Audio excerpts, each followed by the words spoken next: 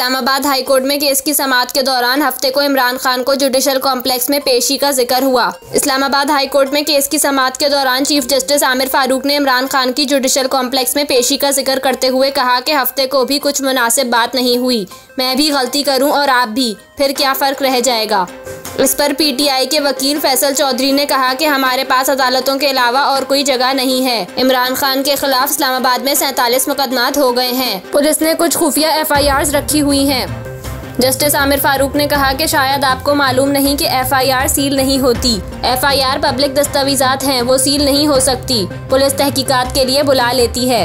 बाद अज़ां अदालत ने इस्लामाबाद की हद तक तमाम मुकदमात का रिकॉर्ड 27 मार्च तक तलब कर लिया।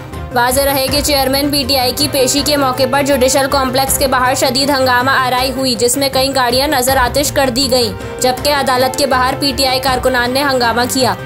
FIR के मुताबिक जुडिशल कॉम्प्लेक्स का मेन गेट और शीशे तोड़े गए। जलाओ, घेराव, पथराव और जुडिशल कॉम्प्लेक्स की इमारत की चीजें तोड़ने वाले मुलजिमान गिरफ्तार किए गए। पुलिस की 2 गाड़ियों 7 मोटरसाइकिलों को जलाया गया। SHO गोलरा की सरकारी गाड़ी को नुकसान पहुंचाया गया।